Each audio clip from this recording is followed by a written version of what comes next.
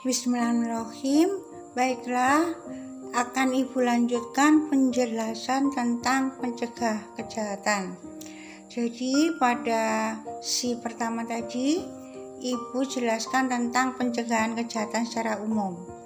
Penjelasan secara detailnya dikatakan bahwa pencegahan kejahatan secara operasional dapat dijelaskan sebagai praktek manajemen risiko kejahatan. Ya, jadi kalau kita mencegah kejahatan ini termasuk berkaitan dengan praktek manajemen risiko kejahatan. Manajemen risiko kejahatan maksudnya mengembangkan suatu sistem untuk mengurangi risiko kejahatan. Ya, jadi mengembangkan suatu sistem untuk mengurangi risiko kejahatan yang hemat biaya. Jadi kalau misalnya menanggulangi atau memberantas itu kejahatannya atau kenakalannya remaja itu sudah terjadi, ya biayanya lebih banyak dan sudah ada korban. Tetapi kalau mencegah itu merupakan termasuk mengelola risiko kejahatan itu dengan mengembangkan secara sistematis suatu cara yang hemat biaya, ya, dengan mengurangi risiko kejahatan dengan mencegah sebelum terjadi kejahatan. Pendidikan karakter di sekolah, kemudian di keluarga terutama, kemudian di masyarakat, ya, dengan kelompok-kelompok remaja misalnya untuk kenakalan remaja dan sebagainya.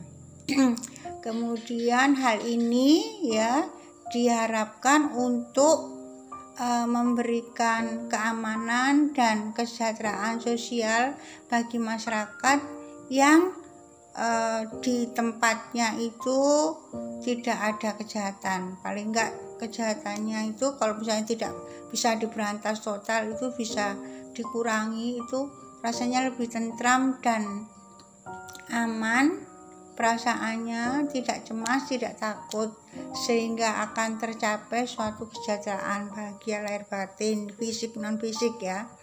Itu berkaitan dengan penjelasan pencegahan kejahatan yang ada kaitannya dengan praktek manajemen risiko kejahatan. Nah, sekarang slide keempat itu pendekatan pencegahan kejahatan itu ada pencegahan kejahatan primer, sekunder, dan social crime prevention, pencegahan kejahatan dari tinjauan sosial. Yang pertama, pencegahan kejahatan primer. Ya, pencegahan kejahatan primer adalah upaya pencegahan kejahatan yang berhubungan dengan menyingkirkan pengaruh lingkungan fisik dan sosial yang memudahkan terjadinya perilaku menyimpang. Jadi kalau pencegahan kejahatan primer itu yang pertama itu caranya bagaimana? Ya, dengan menyingkirkan pengaruh lingkungan fisik dan sosial yang memudahkan terjadinya perilaku menyimpang. Contohnya misalnya tata ruang lingkungan. Tata ruang lingkungan itu kalau misalnya tanahnya luas, ya bisa dibuat sedemikian rupa sehingga tidak ada tempat-tempat yang gelap, ya, yang tidak terpakai, yang tidak bersih, sehingga anak-anak muda bisa cangkruk, ya. Kalau orang Jawa Timur bilangnya cangkruk, ya, kongko-kongko, ngobrol-ngobrol gitu, ya, yang itu bisa menimbulkan hal-hal yang negatif, ya, karena tidak diarahkan ke misalnya hal yang positif, olahraga atau keterampilan dan sebagainya, ya.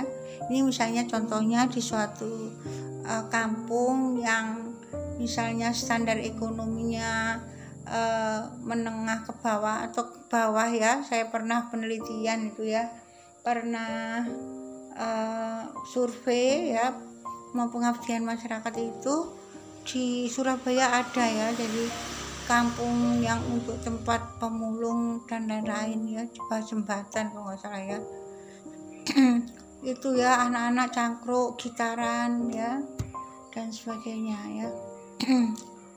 Contoh kondisi fisik dan sosial dalam hal ini adalah tata ruang lingkungan, pengawasan lingkungan oleh masyarakat, ya. Jadi ada Kamtibmas dan pendidikan masyarakat akan pencegahan kejahatan. Pendidikan masyarakat ini bisa lewat RT RW, ada penyuluhan hukum tentang pencegahan kenakalan remaja, pencegahan penggunaan obat-obat terlarang, narkotika dan sebagainya. Saya kira itu pengertian penjelasan tentang pencegahan kejahatan dan pencegahan kejahatan secara primer. Nanti saya lanjutkan lagi ya. Terima kasih.